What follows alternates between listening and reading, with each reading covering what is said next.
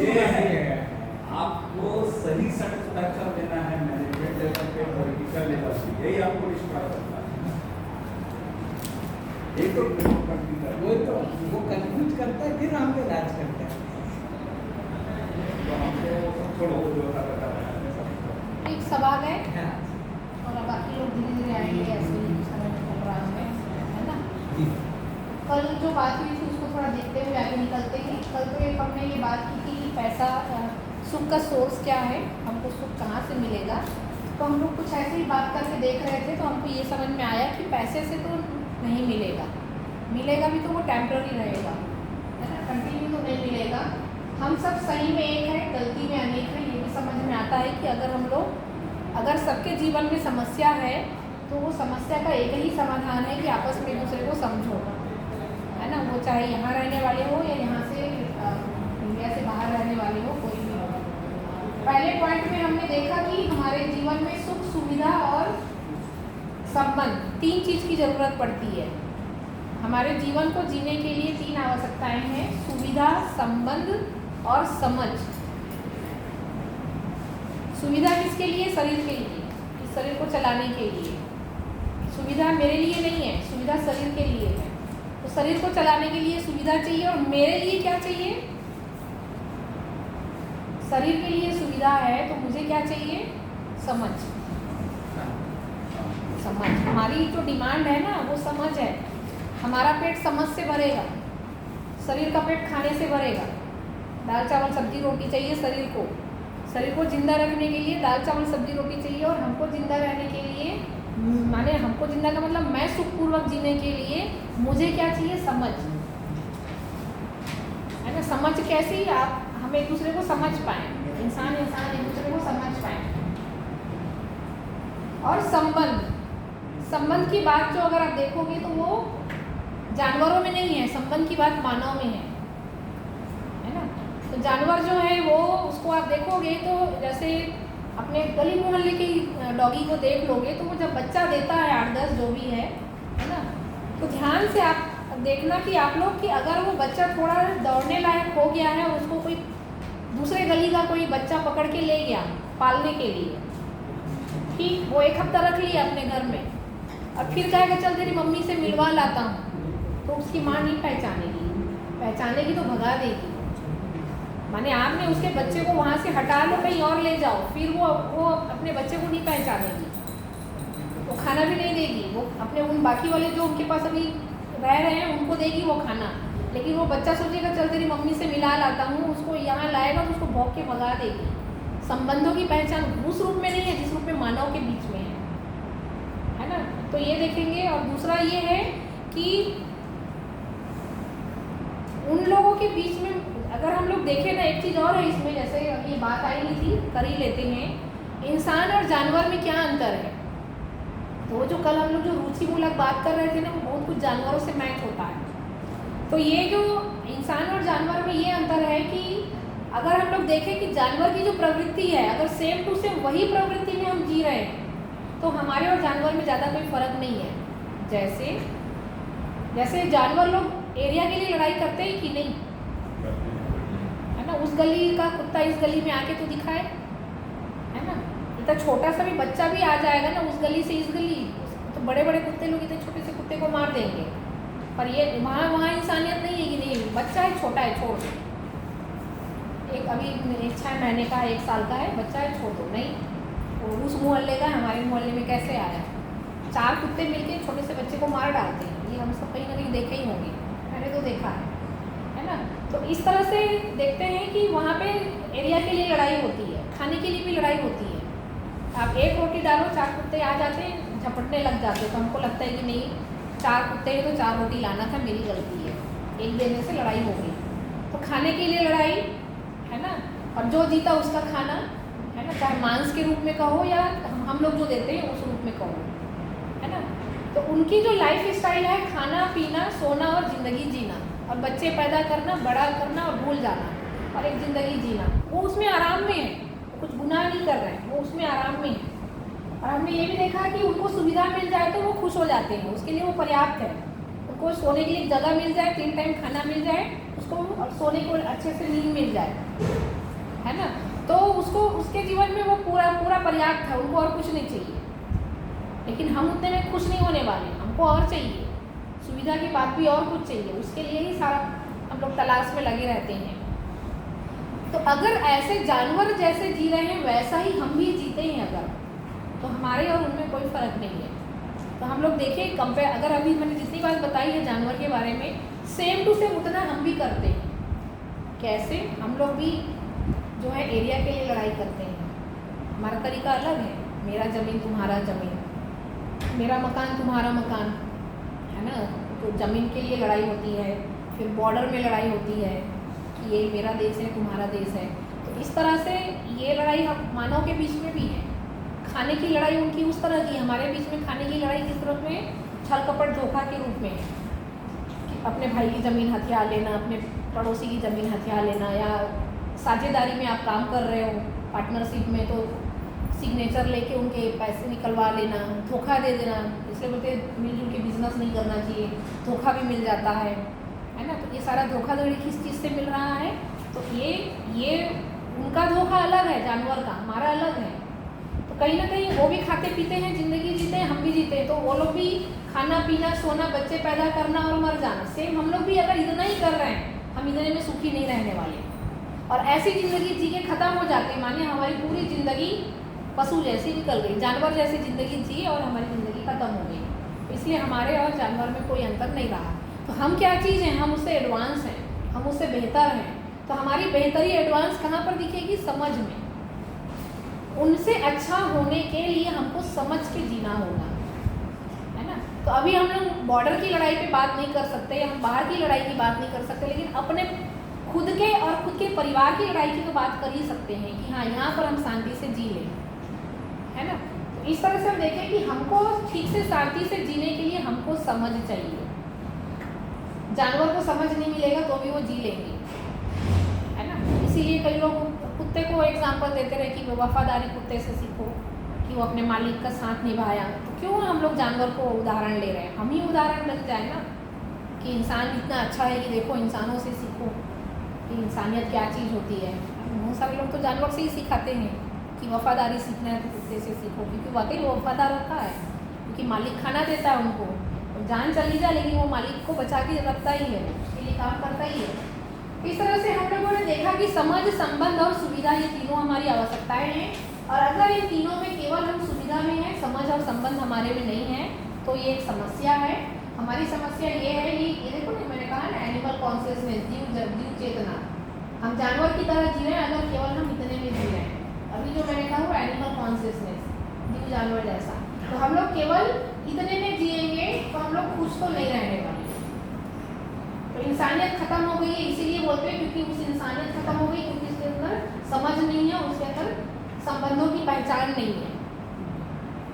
संबंध की पहचान नहीं है तो इंसानियत कहाँ से रहेगी? वो तो रहेगी ही नहीं। तो हमको क्या चाहिए? हमने ये भी देख लिया, और फिर हमने ये देखा कि इसमें हमको क्या चाहिए? हमको तीनों चाहिए, हमारे में तीनों डेवलप हो। ममता, प्यार, वात्सल्य, प्रेम, स्नेह, मैत्री, विश्वास, ये सब हमारे अंदर विकसित हो। तो कैसे विकसित होगा? जब हम संबंध को पहचानेंगे, है ना। तो समझ हमारी सही रहेगी, तो समझ सही रहेगी तो संबंध भी सही रहेगा, समझ सही रहेगा तो हम लोग यहाँ पर भी आराम से काम करेंगे, आराम से काम करेंगे यहाँ, आराम से, है ना। छल कपट नहीं करेंगे, धोखा नहीं करेंगे, परेशान नहीं होंगे, और जितना है उतने में खुश रहेंगे। 1 करोड़ कमा रहे हैं उतने में खुश रहेंगे, 1 लाख कमा रहे हैं तो भी खुश रहेंगे, 50,000 कमा रहे हैं तो भी खुश रहेंगे, 10,000 कमा रहे हैं तो भी खुश रहेंगे। कब? अगर हमारी समझ ठीक है ना। तो आप ये नहीं कह सकते कि ज़्यादा पैसा बराबर ज़्यादा सुख, गलत है ना। आप ज़्यादा समझ बराबर ज़्यादा सुख कह सकते हैं, है ना। तो कई बार हम लोग अमीर गरीब का क्या परिभाषा देते हैं? अभी के समय में बोलते हैं कि अमीर वो है ना जिसके पास धन संपत्ति ज़्यादा है, और गरीब कौन है? अभी क्या कहते हैं हम लोग? उसके पास कम है, उसके पास तो साइकिल बस है, उसके पास 2 व्हीलर भी नहीं है चलाने के लिए, तो गरीब हो गया। साइकिल नहीं है तो और गरीब हो गया, है ना। अभी तो साइकिल तक तो गरीब मान ही रहे हैं, अभी 2 पहिया का गाड़ी आएगा तो चलो ठीक है, तब तक तो गरीब ही मान रहे हैं। और पैसा वाला किसको मान रहा है? जिसके पास सारी सुविधाएं हैं, है ना। अमीरी गरीबी ये नहीं है जो मैं भी बोल रही हूँ, ये नहीं है। अमीरी गरीबी क्या है उसको समझते हैं, है ना। चलो आप ही लोग से पूछते हैं, अमीरी शब्द से क्या समझ में आता है? भाव, फीलिंग के रूप में भाव क्या महसूस होता है अमीरी शब्द बोलने से? अब भाव को पकड़िए, आप शब्द को छोड़िए, बताइए अमीर शब्द बोलने से क्या भाव लगता है और गरीब शब्द बोलने से क्या भाव आता है? हाँ हाँ ठीक है, भाव भी पकड़िए। हाँ हाँ, अमीर यानी खुश है, इतना ही भाव पकड़ में आता है। अच्छा है कुछ, अमीर यानी अच्छा है, खुश है, ये भाव पकड़ में आता है। गरीब है यानी अभाव है, कमी है, दुखी है बेचारा, ये भाव पकड़ में आता है कि वो दुखी है, कमी में है, ये भाव को पकड़िए। तो ध्यान देना, अमीरी शब्द है, शब्द का अर्थ है, भाव पकड़ कर हम देखेंगे अमीरी शब्द में तो उसमें है सुख। तो अमीरी भाव के रूप में सुख है, गरीबी भाव के रूप में दुख है, बस। अब यहाँ से हम लोग अमीरी गरीबी को समझेंगे। तो क्या है अमीरी गरीबी? जो सुखी है वो अमीर है और जो दुखी है वो गरीब है, बस। अब सामान को साइड में कर दो, अभी सामान को नहीं लाना। अभी हम लोगों ने सामान को देख के ही बोला था अमीर गरीब, है ना। अब फिर एक प्रश्न बनता है, जिसके पास पैसे की कमी नहीं है और वो दुखी है, तो कैसे बोलोगे आप अमीर है? पैसे की कमी नहीं है लेकिन दुखी है, टेंशन है, डिप्रेशन है, झगड़े हैं रोज के, तो हम नहीं कह सकते कि ये अमीर है, क्योंकि वो तो भाव रूप में गरीब है, क्योंकि भाव से तो दरिद्र है, दुखी है वो। और उनके लिए बात करें जो लालची होते हैं, जितना है उतना कम लगता है, और चाहिए और चाहिए। जिसके पास पैसे बहुत हैं उसको लगता है कम है, और चाहिए और चाहिए और चाहिए, है ना। तो वो भाव रूप में भी गरीब है, विचार रूप में भी गरीब है, और उसके अंदर में भाव का अभाव है, उसके अंदर लगता है कि और चाहिए। तो हम लोग क्या बोलते हैं, क्या दरिद्र इंसान है, इतना भगवान ने दिया है ना, और ये आदमी सुखी नहीं है। हमको तो भगवान ने इतना थोड़ा सा दिया, हम कितने सुखी हैं, मिलजुल के प्यार से रह रहे हैं और मेहनत कर रहे हैं और बेहतर हो जाए, अच्छा हो जाए। तो जिनके पास सामान कम है और अगर उनका भाव बड़ा है वो सुखी है। अगर परिवार में मिलजुल के रह रहे हैं, अगर वो ठीक से रह रहे हैं, कम सुविधा में बहुत खुशहाल से रह रहे हैं, प्यार से, तो वो अमीर है। आप सामान से मत देखो, आप भाव से देखो, वो परिवार सुखी परिवार है। सामान से मत तौलिए, अब भाव के रूप में देखिए उनको कि ये लोग सुखी आदमी हैं, इतने कम में रहते हैं लेकिन खुशहाली से रहते हैं। तो मैं यहाँ ये नहीं बताना चाह रही हूँ कि हमको कम सामान में हमको सुखी होना है, मैं ये बता रही हूँ कि हमको सुख के लिए सामान को नहीं पकड़ना है, हमको समझ और भाव को भी पकड़ना है। जिसके पास पैसे बहुत हैं, है ना, और भाव भी बहुत है, भाव से भी सुखी हैं, विचार से भी सुखी हैं, प्यार से रह रहे हैं, पैसे की कमी नहीं है, और प्यार से भी रह रहे, अच्छे से रह रहे, तो वो भी अमीर है। ऐसा हमको देखना है। कम सामान है, कम सुविधा है, लेकिन घर में मिलजुल के प्यार से मिल बांट के बढ़िया से रहते हैं, है ना, तो वो भी अमीर है। वो भी सुख, अमीरी सुख बराबर अमीरी, दुख बराबर गरीबी।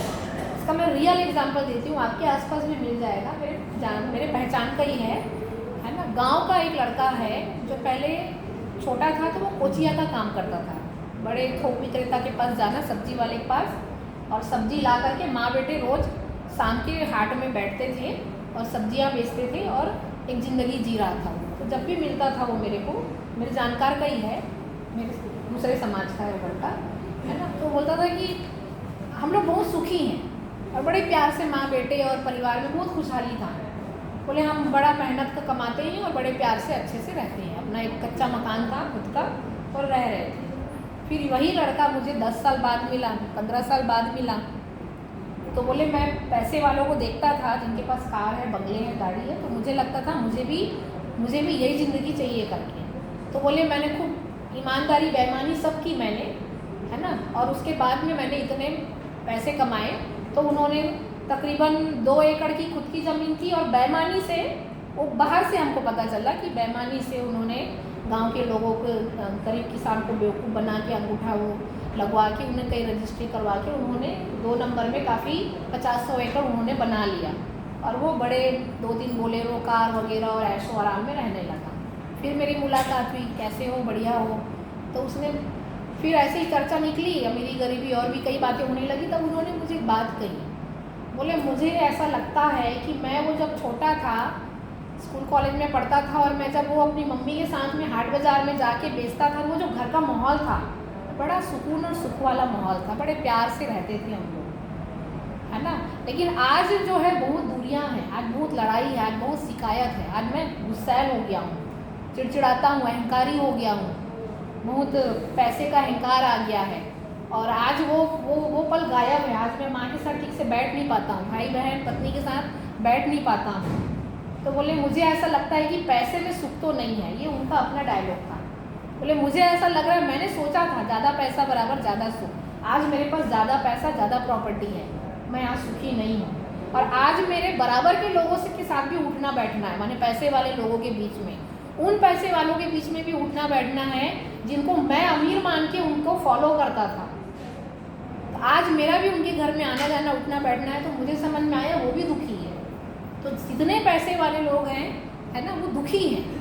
तो मुझे अब समझ में आ रहा है कि सुख जो है वो पैसे में तो नहीं है। मुझे वो दिन वापस आ जाए, वो दिन वो आ नहीं रहा है, वो बोले दिन वापस। बहुत सारी दीवारें खड़ी हो गई है, अहंकार है ना, और गुस्सा है, बिजी हूँ बहुत, इतने सारे काम फैला रखे हैं। ऐसे कई एग्जाम्पल हैं, मैंने सिर्फ एक छोटा सा एग्जाम्पल दिया आपको। तो मैं ये नहीं कह रही कि ज़्यादा पैसा बराबर दुख, मैं ये कह रही हूँ कि कम समझ बराबर दुख, नासमझी बराबर दुख। आप पैसे भी बढ़ाओ, समझ भी बढ़ाओ। नहीं बढ़ रहा है पैसा तो मैंने कहा ना, दुखी मत हो। अगर ये नहीं बढ़ रहा है तो दुखी मत हो। आपका ये ज़्यादा बढ़ेगा, आप ज़्यादा सुखी हो जाओगे। तीनों बढ़ जाएगा, अच्छी बात है, मना कौन कर रहा है। तीनों बढ़ जाए अच्छी बात है, मना कौन कर रहा है। लेकिन अगर किसी कारण से ये नहीं बढ़ रहा है ना, हम ज़्यादा नहीं कमा पा रहे हैं, है ना, किसी भी कारण से, तो हमारी ये और ये अगर अच्छा है, परिवार संबंध, पति पत्नी संबंध, भाई बहन संबंध, रिश्तेदारी संबंध, मिलजुल करके प्यार से रहना, है ना। आज भी अगर आप गांव में चले जाओगे, है ना, जितना प्यार से आपका वेलकम गांव वाले करेंगे, है ना, आज आप रात रुक जाओ भी बोलेंगे, हमारे यहाँ ही रह जाओ। मैं क्योंकि बहुत हुआ है मेरा गांव में विजिट होना, है ना, उतना आपको शहर में उतना नहीं मिलेगा। उनको लगेगा कि नहीं, ये 2 दिन रुक जाएंगे तो हमारा इतना राशन खर्चा हो जाएगा। गांव में वो समृद्धि है, भाव है, फीलिंग है वहाँ पर।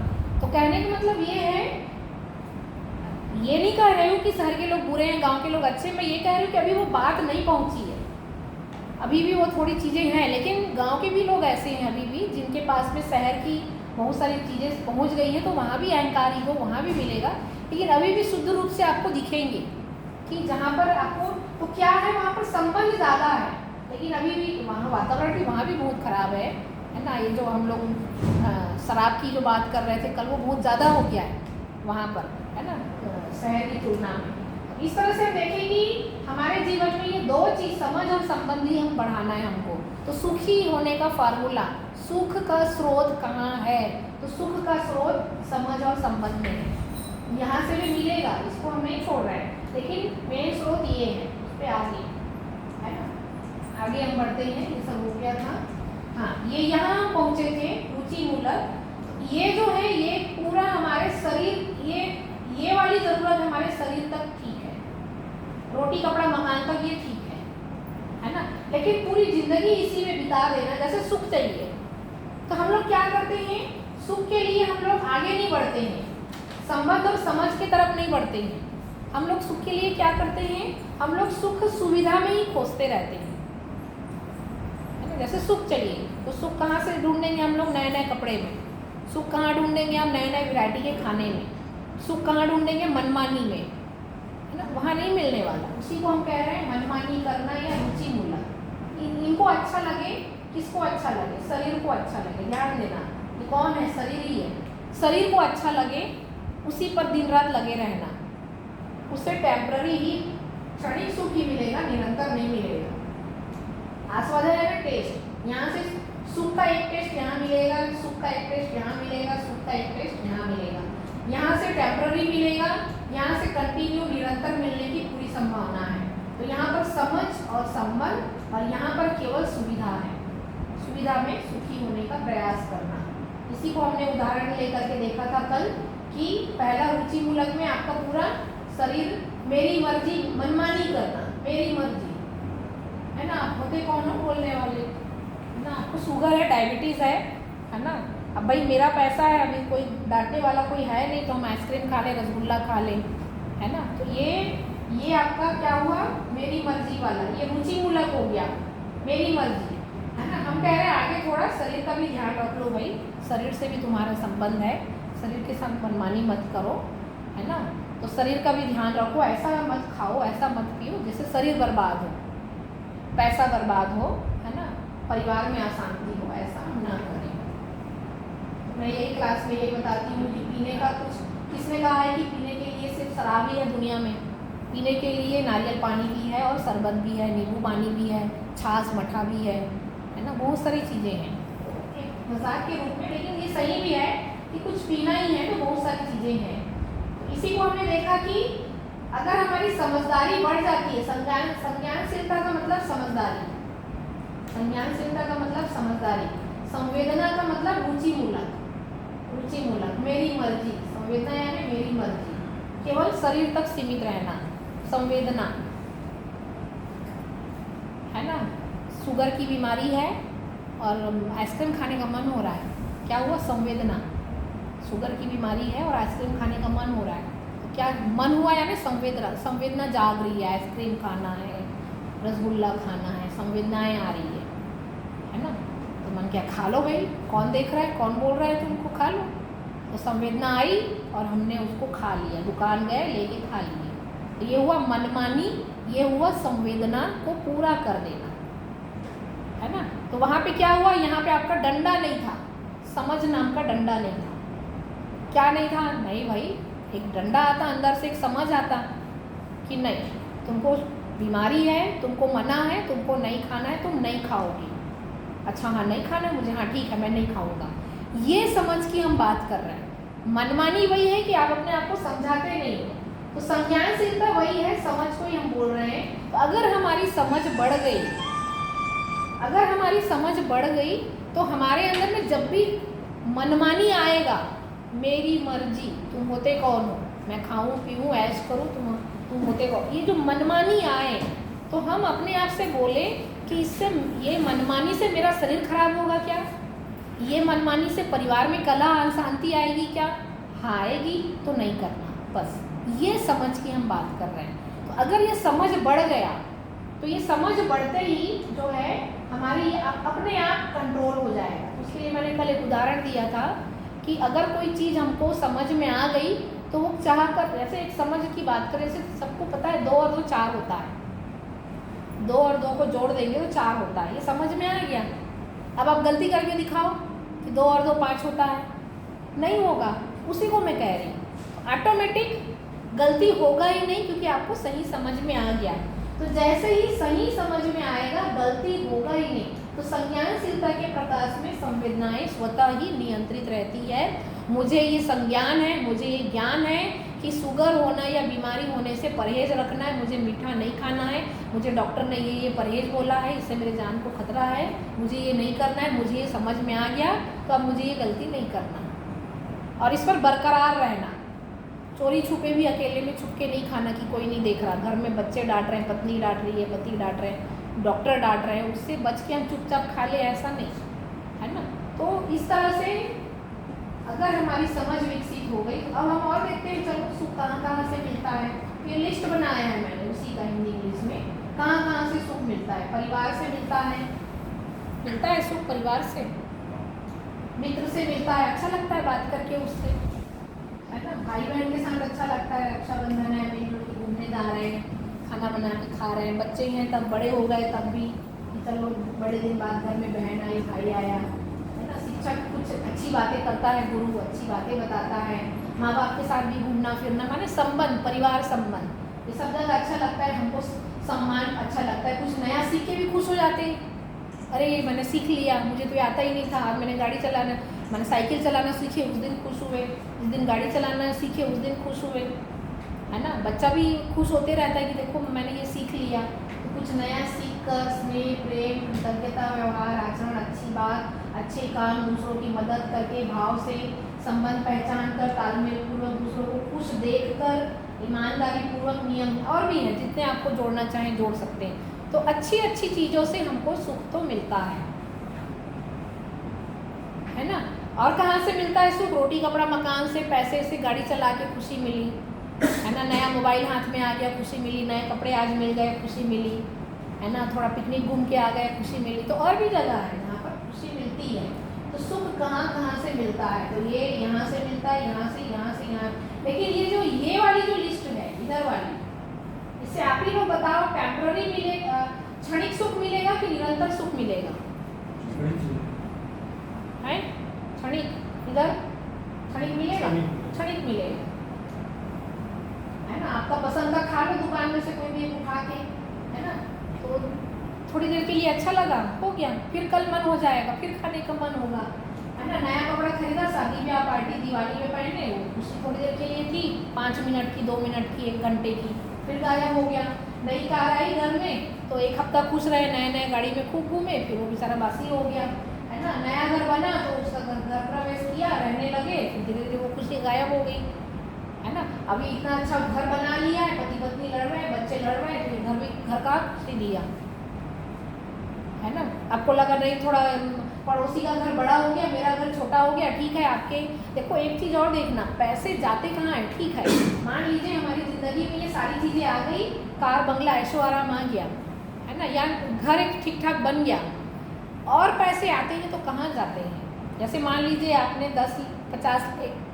50 लाख का मकान खरीदा है या बनाया है आपने ईमानदारी से, बहुत अच्छा सा। मान लेंगे आपका एक महीने का मैंने कहना चाहिए कि 5 लाख आपकी इनकम हो गई, कल्पना कर रहे हैं, पैसा कहाँ जाएगा? साल भर में आप 1 करोड़ कमाते हो, पैसा कहाँ जाएगा बताओ? कहाँ खर्चा होता है? कहाँ खर्चा होता है? नहीं हो पाएगा, बच जाएगा। उससे खुशी कैसे बढ़ेगी बताओ? खुशी कैसे बढ़ेगी? नहीं ठीक है ना, आपके पास तो घर है, आपके पास कार भी है, आपके पास मोबाइल भी है, सब है, अब वो पैसा कहाँ खर्च होगा? सब है आपके पास और आ गया, कहाँ खर्च होगा? कहाँ खर्च होगा? क्या उसके आने से पति पत्नी संबंध अच्छे हो गए, भाई भाई संबंध अच्छे हो गए, है ना? नहीं होगा। पैसे कहाँ खर्च होते हैं? ध्यान देना, पैसे कहाँ खर्च होते हैं इसी कमरे से समझते हैं, जल्दी समझ में आएगा। जैसे मान लो ये हमारे घर का कमरा है, तो अब पैसे ज़्यादा आएगा तो क्या होगा? ये टाइल्स निकलवा लेते हैं, थोड़ा मार्बल और जितना सबसे महंगा बाजार में टाइल्स मिलता है उसको ले आते हैं। पंखा अरे निकाल दो, अभी इतने अच्छे पंखे आ रहे हैं मार्केट में, उसको निकालो नया लगाओ। पैसे कहाँ जाएंगे? सुविधा में ही जाएगा। ये दीवार महंगा हो जाएगा, ऐसे ही करेंगे, ये फ्लोर हमारा महंगा हो जाएगा, हमारे पंखे महंगे हो जाएंगे, AC ब्रांडेड या महंगी वाली आ जाएगी, घर में TV इतना स्क्रीन वाला था, इतना स्क्रीन वाला TV आ जाएगा, है ना? पैसे कहाँ जाएंगे? देखो इतने छोटे TV में भी काम चल ही रहा था, देखो ये कंप्यूटर में काम चलता ही है, अब इसमें भी काम उतना ही चलेगा, है ना? अब घर में पलंग है, पलंग मान लीजिए 10,000 का है, 1 लाख का पलंग ले आओ, क्या लगता है आप 10,000 के पलंग में सो रहे हो और फिर 1 लाख के पलंग में सो रहे हो, कोई अंतर है? नींद में कोई फ़र्क है 8 घंटे की नींद में? कि 1 लाख के पलंग में ज़्यादा अच्छे सपने आ रहे हैं, अच्छी नींद आ रही है, और 10,000 के पलंग में नहीं आ रहा है? पहले नहीं, मतलब फीलिंग अच्छा है, उसके बाद हाँ वही, वो उतना ही है, वो तो उसके साथ भी वही हुआ था, क्षणिक सुख, है ना? शादी पार्टी में जाते हैं, मान लीजिए आप 2,000 का सूट पहनते हो, या मान लो 5,000 का सूट पहनते हो, अब पैसे आ गए, हमारी हैसियत हो गई 1 लाख का सूट खरीदने की, आपने 1 लाख का सूट खरीदा, क्या फ़र्क पड़ा? कोई फ़र्क नहीं पड़ा है, वहीं का वहीं है ना? आप जूते अभी 1,000 का पहन रहे हो, पैसे आ गए तो आप मान लो 1 लाख का जूता पहनोगे, क्या फ़र्क पड़ेगा? तो पैसे कहाँ जाते हैं? ये सामान का रेट बढ़ जाता है, बस इतना ही होता है और कुछ नहीं होता है। पैसे से पति पत्नी संबंध ठीक हो जाएंगे इसकी गारंटी नहीं है। अगर ऐसा होता तो सारे रईस लोग कभी सुसाइड नहीं होते, मर्डर का केस ही नहीं आता कभी, है ना? तो पैसा सुख नहीं देता है, पैसे की हैसियत सुविधा है बस, उससे ज़्यादा वो कुछ नहीं करेगा, है ना? ठीक है, आप स्टील की थाली में खा रहे हो, आज शादी ब्याह में पत्तल की थाली में खाते थे, अभी भी मिलता ही है कई बार, पत्तल की थाली में स्टील की थाली, ठीक है, आपकी हैसियत अच्छी हो गई, अब चांदी सोने के बर्तन में खाओ, क्या होगा? है ना? आप खाना 3 वक्त के 2 रोटी और चावल सब्जी जो भी खा रहे हो, तो आप हर चीज़ को देख लो घूम घूम के, है ना? आप रेट बस बढ़ेगा और कुछ नहीं होगा। तो सुख कहाँ से मिलता है? सुख ये सबसे मिलता है, लेकिन अब आगे बढ़ते हैं। हमको सुख कितना चाहिए? प्रतिदिन की क्षणिक, प्रतिदिन चाहिए। तो सुख जो है, सुविधा में हमको टेम्पररी हैप्पीनेस मिलेगा। ये काम करने से सुविधा मिलेगी, काम करने से पैसा मिलेगा, काम करने से नहीं मिलेगा। और काम कहाँ होता है? प्रकृति के साथ, नेचर के साथ। सुख के लिए हम दूसरे सुख की बात कर रहे हैं, सही व्यवहार, सही समझ, और ये इंसान के साथ। सुख 2 जगह से मिलता है, एक कपड़े से, मोबाइल से, गाड़ी से, और एक इंसान से, भाई बहन संबंध, पति पत्नी संबंध, दोस्त दोस्त संबंध। तो सुख 2 जगह से मिल रहा है अभी, एक सुविधा से और एक संबंध से। तो ऊपर हमने जो लिस्ट देखी थी ना, वो पूरी लिस्ट आपकी संबंध की लिस्ट थी, ये वाली। ये यहाँ पर समान नहीं है, ये पूरा निरंतर सुख की लिस्ट है, ये निरंतर सुख। तो यहाँ से हमको निरंतर सुख मिलेगा, समान से नहीं मिलने वाला, है ना? इसी को और देखते हैं। तो यहाँ पे शरीर और मैं, तो हम इंसान के रूप में 2 चीज़ हैं, 2 रियलिटी से मिलकर बने हैं, शरीर और मैं। तो शरीर जो है उसको उससे पैसे से ये सब खरीदेंगे हम लोग, उससे टेम्पररी हैप्पीनेस मिलेगा बस। इसीलिए मैंने कहा कि महंगे बिस्तर, महंगे कपड़े से कितना सुख मिलेगा? टेम्पररी ही मिलेगा, ज़्यादा नहीं मिलेगा उससे। और दूसरा है मैं, मेरी जो ज़रूरत है वो सुख है, विश्वास है, सम्मान है, संबंध है ना?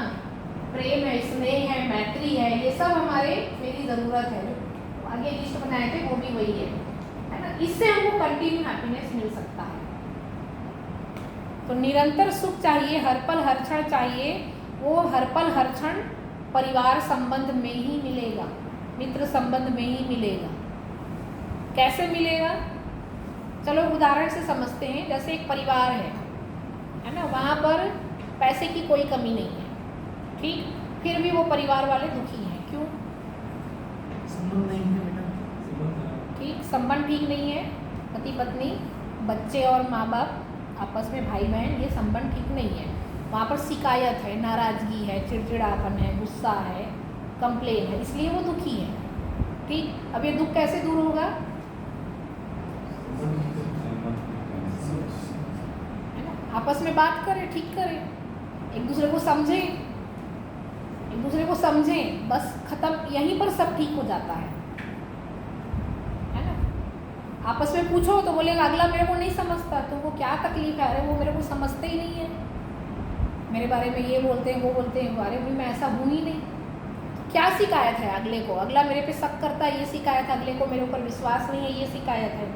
अगला मुझको नहीं समझता, ये शिकायत है। बस इतना ही तो है। आप विश्वास कर लो, आप शिकायत मत करो, आप समझ लो, आप बात कर लो, ठीक हो गया। यहीं तो पसीना निकल रहा है, यहीं तो मेहनत लग रही है, काम हो ही नहीं रहा है ना?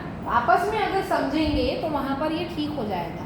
अब ध्यान देना, जो प्रतिदिन सुख मैंने जो कहा, उसके लिए हम लोग रोज एक दूसरे को समझेंगे तो रोज खुश रहेंगे। बस पूछ रही बात, रोज हम लोग एक दूसरे को घर में समझेंगे तो रोज हम लोग एक दूसरे के साथ खुश रहेंगे। हम लोग रोज एक दूसरे को नहीं समझेंगे तो रोज झगड़ेंगे। हम लोग हफ्ते में 3 दिन समझेंगे तो 3 दिन खुश रहेंगे, 3 दिन नहीं समझेंगे तो 3 दिन दुखी रहेंगे। तो हम लोग क्या कह रहे हैं कि हम लोग रोज समझें एक दूसरे को, तो रोज एक दूसरे को समझेंगे तो रोज खुश रहेंगे, रोज सुखी रहेंगे, है ना? तो हम यहाँ पे क्या कर रहे हैं? समझ, संबंध और सुविधा, 3 पॉइंट को पकड़े रखना शुरू से जो चल रहा है, समझ, संबंध और सुविधा। तो यहाँ पर समझ और संबंध पर काम करना है, ये नहीं हो रहा है काम, इसीलिए समस्या है, नाराजगी है, शिकायत है ना? ये ठीक होने से जो है वो होगा। तो हम क्या कर रहे हैं यहाँ पर, क्या देख रहे हैं? हमने दिन रात मेहनत की, पढ़ाई की, अच्छे पढ़ाई की, अच्छे पैसे कमाए, घर में सारी सुविधा लाई, नाम भी मिल गया, पद भी मिल गया, ब्याह भी हो गया, सब हो गया, सारी चीज़ें हो गई, लेकिन पूरी मेहनत के बाद में हाथ में क्षणिक सुख मिला। इतना किया मैंने, लेकिन क्षणिक सुख का मतलब कभी खुशी कभी गम, है ना? क्षणिक सुख का मतलब कभी ठीक से जी रहे हैं, कभी नाराज होकर जी रहे हैं। कभी झगड़ा कर रहा है और कभी झगड़ा नहीं हो रहा है, इसी को हम बोल रहे हैं क्षणिक सुख। घर में कभी कभी इतनी जोरदार लड़ाई हो जाती है, कभी कभी 1-2 दिन शांत रहता है ना, या महीने में एक बार लड़ाई हो गई या जो भी। तो क्षणिक सुख का मतलब कि मैंने निरंतर सुख के लिए काम किया और क्षणिक सुख मिला। तो ध्यान देना, दुख जो है वो रेड सिग्नल है, ग्रीन सिग्नल समझना, समझ में कमी और गलती। तो यहाँ पर ध्यान देना कि डिप्रेशन क्यों आता है, यहीं से तो डिप्रेशन की शुरुआत होती है दुख की। अगर हमारे अंदर भ्रम है, भ्रम और भय, एक दूसरे पर कोई भी संबंध है वहाँ पर हम एक दूसरे पर विश्वास नहीं करते हैं। क्यों विश्वास नहीं करते हैं? क्योंकि भय है, भ्रम है। भ्रम और भय के कारण विश्वास नहीं बनता। क्या भ्रम है? अगला गलती कर रहा है, मेरे को नहीं, मेरे पीठ पीछे अगला गलती कर रहा है, ये भय है। अगला बोल रहा है ना भाई मैं कोई गलती नहीं कर रहा हूँ, तो नहीं तुम झूठ बोल रहे हो, तो क्या हो गया? तुम शक कर रहे हो, शक कर रहे हो ना, भय, डर है कि तुम गलती कर रहे हो और छुपा रहे हो। तो ये भ्रमवश, ये भय है। तो भ्रम और भयवश ये समस्या बढ़ते जाती है और इसमें क्या होता है कि स्वयं, परिवार, समाज, प्रकृति सब जगह ये प्रॉब्लम बढ़ते जाती है। तो डिप्रेशन कहाँ पर आता है? जब हमारे अंदर स्वयं के अंदर ये चीज़ें बढ़ जाती, गहरी मान्यताओं की परतें। इसका मतलब हमारी ये मान्यता है कि सामने वाला जो है वो मुझे, मैंने कहना चाहिए कि उस पर हमको विश्वास नहीं है। सामने वाला कोई भी अलग अलग तरीके की चीज़ें हैं, मान्यताएं तो बहुत बड़ी चीज़ है ना। बिना जाने किसी को मान लेना, बिना जाने किसी पर माने बिना जाने मानना बराबर मान्यताएं, बिना जाने मान लेना। जैसे एक छोटी सी मान्यता है कि बिल्ली रास्ता काट गई, आज अशुभ होगा। कितने लोग मानते हैं इसको? सामने से बिल्ली चली गई, अशुभ होगा आज, मानते हैं अभी भी? खत्म हो गया, मानते हो अभी भी? बिल्ली जाती है रास्ते से तो तो मानते हो आज अशुभ होने वाला है? 2-4 मिनट रुक जाता हूँ, रुक जाते हो, फिर बस फिर आगे मंत्र जाप करते हो, फिर आगे निकलते हो। नहीं करता हूँ, हाँ, मैं थोड़ा रुक जाता हूँ, चलो फिर बिल्ली को जाने दो और 2-4 लोग और निकल जाए, अपने तो दूसरे को दे देते है ना। बिल्ली सामने से गुजर गई, अब आज अशुभ होगा, ऐसी मान्यता है और इसको मानने वाले इससे परेशान भी रहते हैं और उसका पालन भी करते हैं। ठीक, अब इसको जांचते हैं कि क्या वाकई ये सही है, क्या वाकई बिल्ली के चले जाने से कुछ अशुभ होगा, इसको जांचते हैं। तो मैंने क्या कहा, हमको ना जांचना भी है। पहले बुजुर्ग पीढ़ी क्यों कह गई, किस लिए कह गई, इस पर भी एक कहानी है, तभी समझ में आएगा कि ये परंपरा क्यों बनी। पहले इसको समझ लें कि बिल्ली के जाने से वाकई अशुभ होता है कि नहीं, इसको ऐसे समझेंगे। जो मैंने पहली क्लास ली थी उसमें मैंने आपको बताया था कि पूरी धरती में 4 चीज़ें हैं, पेड़ पौधे, जीव जानवर, मिट्टी पत्थर और इंसान। 4 चीज़ है। अब चारों साथ साथ रहते हैं कि नहीं? इसी कमरे को ही देख लो, चलो चारों चीज़ इस कमरे में साथ साथ है कि नहीं? सोच के बताओ, चलो इसी कमरे में चारों चीज़ साथ साथ है कि नहीं? ये है ना लकड़ी, इससे बना है ना, ये आ गया आपके पेड़ पौधे। और कौन नहीं है? छिपकली कहीं होगी, छिपकली कहीं होगी, कहीं कोने में चूहा बैठा होगा, उदाहरण है, है ना।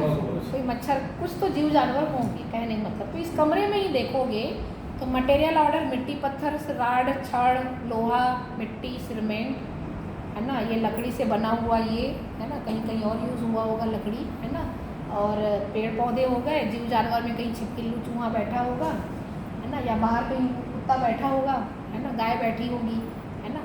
तो ये इस रूम में भी हम देख सकते हैं, चारों चीज़ें इस कमरे में हैं, पानी का बॉटल भी है और वो भी है, सब है। तो पेड़, चारों ऑर्डर यहीं पर है और हम भी हैं। तो हम सब साथ साथ हैं, इसी को कोएग्जिस्टेंस बोलते हैं, इसी को सहअस्तित्व बोलते हैं, सब साथ साथ हैं। आप एक चीज़ देखना, ये चारों चीज़ें साथ साथ ही तो होगा ना, मूवमेंट सब जगह। अब आप रोड में चल रहे हो तब भी चारों चीज़ साथ साथ है, कोई नहीं छोड़ने वाला आपको। आप रोड में चल रहे हो तो किस में चल रहे हो? मटेरियल ऑर्डर में चल रहे हो। ज़मीन में डामर रोड है या सीमेंट वाला रोड है या गिट्टी मोरंग वाला रोड है, आप मटेरियल ऑर्डर में चल रहे हो।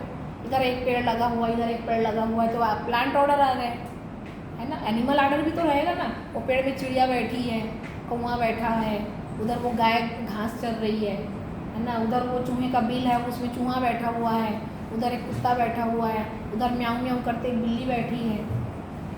अब वो बिल्ली को उधर एक चूहा दिख गया अरे मेरा शिकार मिल गया, भागो यहाँ से।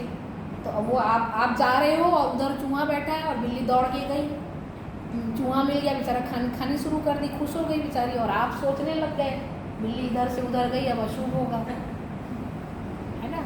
तो अपने आप सब क्रियाएं हो रही है, वो बिल्ली को बेचारी को खाना है, वो अपने बच्चे से मिलने जा रही है, वो भी बिजी है, कुत्ते भी बिजी हैं, कुत्ता इधर जा रहा है, कुत्ता उधर जा रहा है, उधर जा रहा है, बकरी इधर जा रही है, मुर्गी इधर दौड़ रही है, चूहे इधर दौड़ रहे हैं, बिल्ली इधर दौड़ रही है। बिल्ली तो है ही हमारे आसपास, गिलहरी भी है बेचारी, गिलहरी भी कभी कभी दिख जाती है, कभी बिल्ली दिख जाती है, कभी कुत्ते दिख जाते हैं, कभी गाय दिख जाते हैं, दीवार में छिपकली दिख जाती है।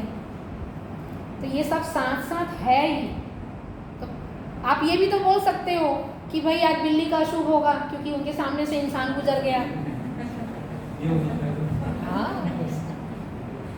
आज बिल्ली का शुभ होने वाला है क्योंकि उसके सामने से एक इंसान चला गया। अब वो बिल्ली लोगों को मालूम कि उन्होंने मान्यता बनाई है कि नहीं। तो मान्यताएं हम ही बनाते हैं, हम ही फंसते हैं और हम ही इसको ढोते रहते हैं। तो बिल्ली के सामने से काली बिल्ली, सफ़ेद बिल्ली, पीली नीली जो भी बिल्ली चली जाए कोई अशुभ नहीं होगा। ये मान्यताएं हैं, कोई अशुभ नहीं होगा।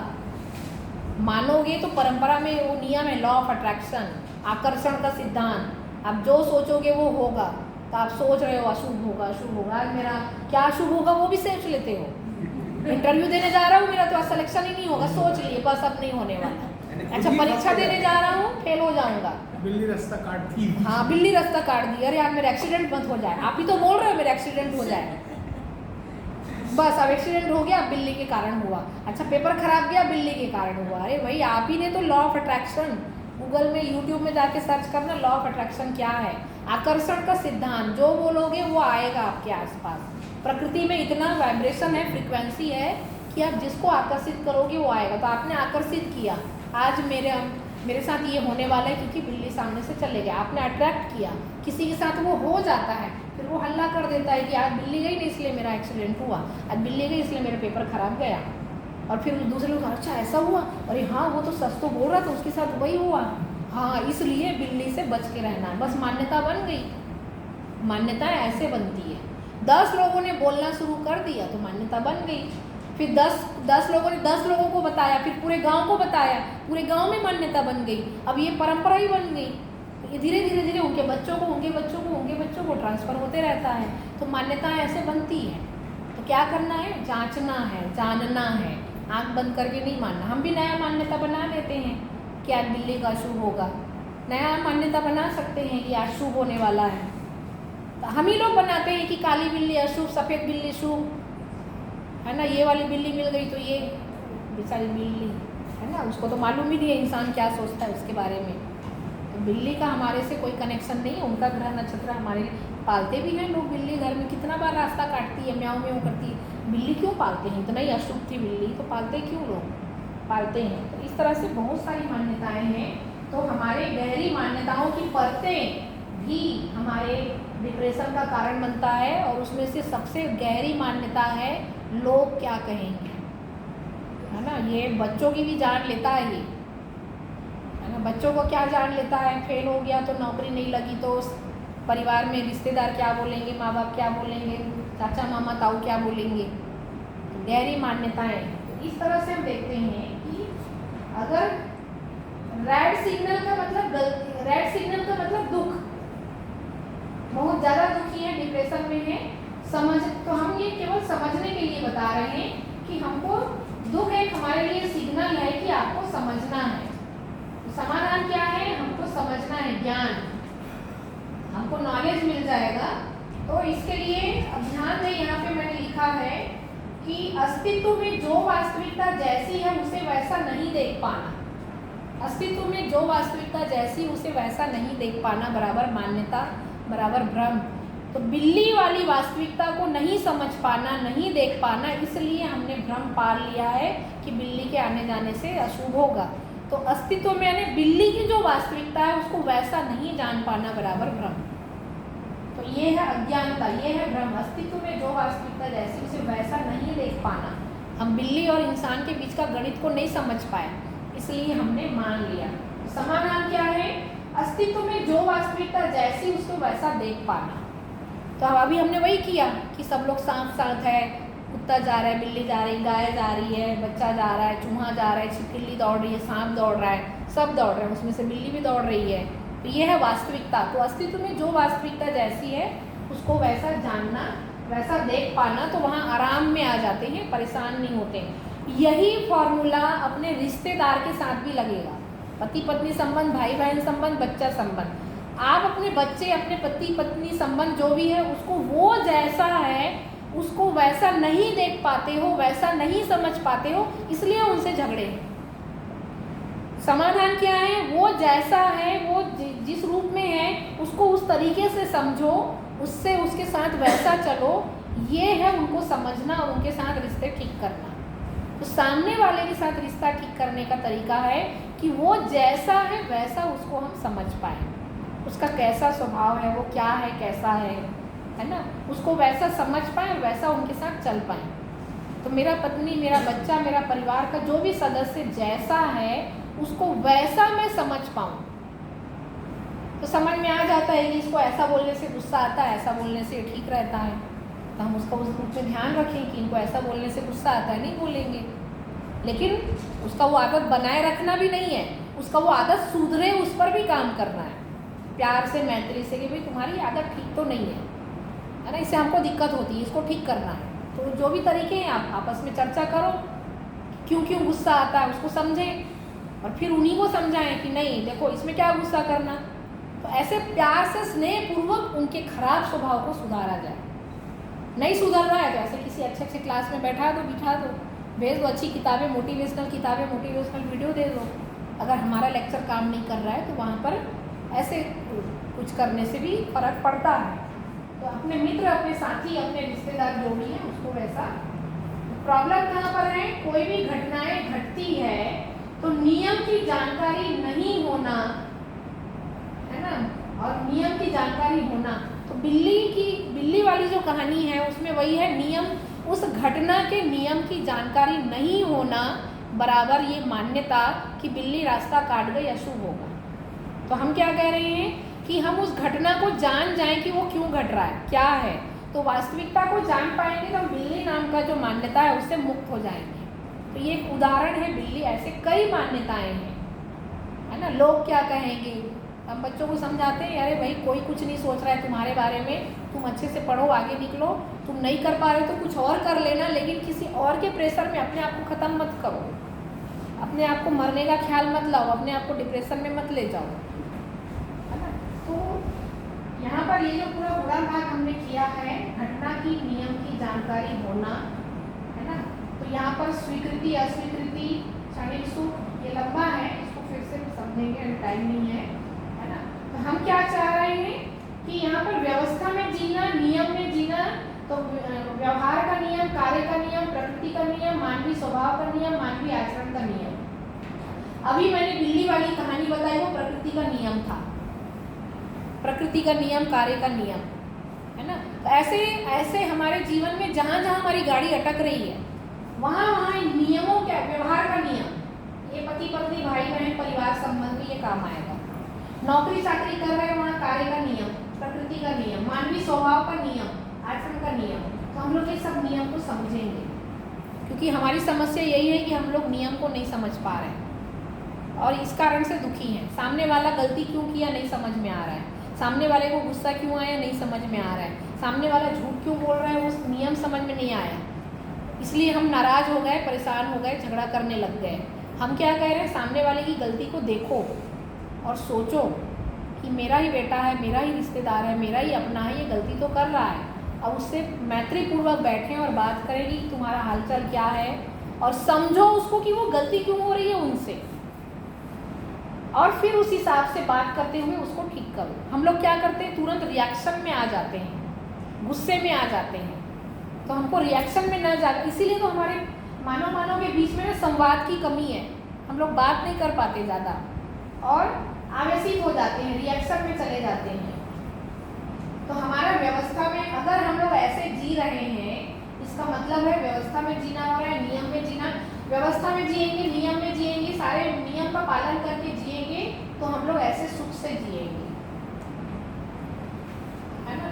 तो नियम में जैसे नियम का पालन नहीं करेंगे तो रोड दुर्घटना होगी, कार दुर्घटना होगी। ये नियम का पालन नहीं करने से ये सारी घटनाएं होती है। शरीर का नियम का पालन नहीं करोगे तो शरीर बीमार होगा, दो इंसान में झगड़ा होगा, प्रदूषण होगा। ये नियम के पालन व्यवस्था में और नियम में नहीं चलने पर ये सब होता है। प्रकृति प्रदूषण, परिवार में झगड़े, नियम का पालन नहीं करने पर। वो क्या नियम है उसको भी समझेंगे, है ना। तो नियम निश्चित आचरण, ये इसको समझेंगे तभी समझ में आएगा। इस पर मैं अगली क्लास में बात करूंगी कि कौन से नियम है जिसको, जैसे चलो एक छोटा सा उदाहरण दे रही हूँ अभी नियम का। जैसे मैंने अभी बिल्ली वाली कहानी बताई, तो मैंने जो नियम शब्द कोई बड़ा कोई सरप्राइज टॉपिक नहीं है ये जैसे मैंने कहा कि बिल्ली मेरे सामने से चली गई तो कोई अशुभ नहीं होगा। इसको मैंने जिस तरीके से समझाया वो नियम है।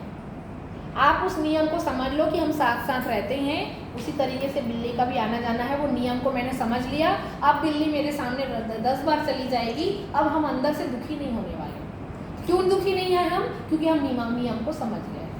वो दुखी क्यों हो रहा है या कोई और दुखी क्यों हो रहा है? क्योंकि वो नियम को नहीं समझा। बस मैं उस नियम की बात कर रही हूँ। कोई बहुत बड़ी चीज़ नहीं है नियम को समझना। तो वैसे हम लोग दो इंसान के बीच के भी नियम को समझेंगे, है ना, कि सामने वाला दुखी है और मैं दुखी हो रहा हूँ, क्यों दुखी हो रहे हैं, कैसे ठीक होगा, वहाँ पर कौन सा नियम। तो व्यवहार का क्या नियम है ना। हमारे जितने भी नियम है प्रकृति का नियम भी हमको बहुत सारे पढ़ाया जाता है, बहुत सारी चीज़ें हैं। तभी प्रकृति के नियम के हिसाब से ही तो पहचान पाए कि अभी वो चक्रवात आने वाला है। तो नियम को पकड़ पाना, वैसे ही इंसान के भी नियम को पकड़ पाना, तो उसका एक सार्वभौम नियम है, उस पर हम चर्चा करेंगे।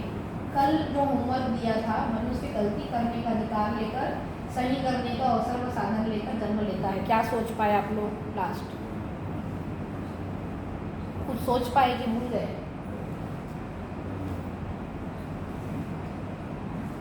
मनुष्य गलती करने का अधिकार लेकर सही करने का अवसर व साधन लेकर जन्म लेता है। कुछ सोच पाए? सूत्र है, इसको कैसे समझाएंगे?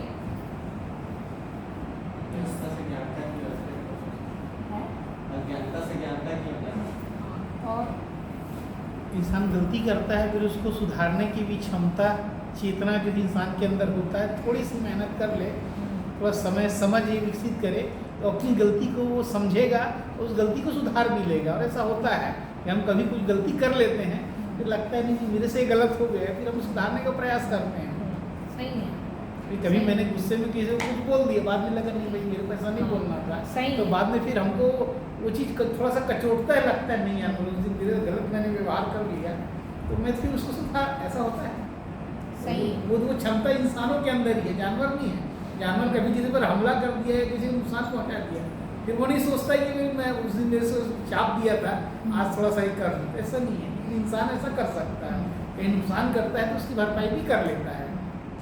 तो ये सूत्र लागू होता है कि अगर आप गलती करने के बाद पता चल गया कि मेरे से गलती हो गई, तो आप अगली बार सुधारोगे। गलती करते समय मुझे पता चल रहा है कि मैं गलती करने जा रहा हूँ, तो मैं रोक भी सकता हूँ, है ना। जैसे रसगुल्ला खाने जा रहे हैं और भाई तुमको डॉक्टर ने मना किया है नहीं खाना है, तुम बार बार मन कह रहा है मत खा मत खा मत खा, और दूसरा मन कह रहा है खा ले, तो मैंने रोक दिया अपने आप को, ना नहीं खाना। तो गलती करते समय पता चलना मेरे से गलती होने वाली है और मैंने रोक दिया। गलती करने के बाद पता चला कि मेरे से गलती हो गई, तो उसको ठीक अगली बार ठीक कर लेना, है ना। और है मानव गलती करने का अधिकार लेकर सही करने का अवसर व साधन लेकर जन्म लेता है। इसका मतलब ये भी है कि मान लीजिए आप, कई बच्चे बिगड़े हुए होते हैं, बदमाश होते हैं, खराब होते हैं, गलत होते हैं, मान लो, तो अब भी उसके सामने भी सही होने का अवसर रहता है। कभी कभी भाई बहुत समझाता है प्यार से कि भाई तू सुधर जा, नहीं सुधरता वो, तो उसके पास अवसर था सुधरने का पर वो नहीं सुधरा, है ना। तो दोस्त लोग सुधारते हैं, पति पत्नी में दोनों एक दूसरे को सुधारते हैं, नहीं सुधरते। दोस्त पड़ोसी लोग लेक्चर देते हैं कि भाई तुम ये ठीक कर लो, तो हमको सुधारने के लिए बहुत लोग लगे रहते हैं, सुधर जाओ का लेक्चर देने के लिए बहुत लोग लगे रहते हैं, लेकिन नहीं सुधरते। तो सही करने का अवसर था भाई आपके पास, कभी माँ बाप ने समझाया, कभी भाई बहन ने समझाया, कभी रिश्तेदार ने समझाया, फिर भी तुम नहीं सुधर रहे हो। तो तुम्हारे पास गलती करने का अधिकार तो है, लेकिन सही करने का मौका तुमको बहुत मिला है, पर तुम सही हुए नहीं। तो ये सही है कि मानव गलती करने का अधिकार लेकर सही करने का अवसर और साधन दोनों लेकर जन्म लेता है। अगर आप कहोगे कि जैसे एक कहानी है छोटी सी, उसको बोल के मैं ख़त्म करूँगी। एक कहानी है छोटी सी, जैसे एक परिवार है, वहाँ पर माँ बाप और 2 बच्चे हैं, है ना, 2 बेटे हैं और माँ बाप हैं उनके। तो जो पिताजी जो हैं, फादर जो है उसके घर में, वो दिन रात शराब पीते थे और दोनों बच्चे उसी माहौल में बड़े हुए। बड़े हो करके दोनों बेटे में से एक बेटा शराब पीता और एक बेटा नहीं पीता। तो जो बेटा शराब पीता है वो बोलता है कि घर में माहौल ही ऐसा था इसलिए मैं पी रहा हूँ। दूसरा बेटा बोलता है कि घर में माहौल ही ऐसा था कि मैं नहीं पी रहा हूँ, है ना। तो दोनों के जीवन में, दोनों एक ही माहौल में पल के बड़े हुए हैं, लेकिन सही करने का अवसर दोनों के हाथ में रखा हुआ था कि जो गलती यहाँ हो रही वो हम ना करें। हो सकता है किसी और दोस्त ने, किसी और रिश्तेदार ने, कहीं और उन्होंने देख करके वहाँ पर उसको ठीक कर लिया हो, लेकिन ये नहीं ठीक कर पाया। हो सकता है इसके भाई ने समझाया हो। तो दोनों में से ऐसा नहीं है कि ये मैं इस खराब माहौल में था इसलिए खराब पैदा हुआ हूँ, ऐसा नहीं है। उसने कहीं से बाहर अच्छा देखा या अपने आप से अच्छा देखकर अपना करना शुरू कर दिया। तो इंसान सही करने का अवसर लेकर के, हर इंसान के पास सही करने का अवसर आता है। वो कर पा रहा है नहीं कर पा रहा है ये उसके ऊपर है। तो वो जो बच्चा है, अगर वो गलती को देख करके सीख रहा है, गलती ही कर रहा है, इसका मतलब वो सही करने के अवसर को नहीं पहचान पाया, और जो दूसरा है वो पहचान पाया, तो इसलिए वो सही है। तो ये हर जगह ये नियम लागू होता है।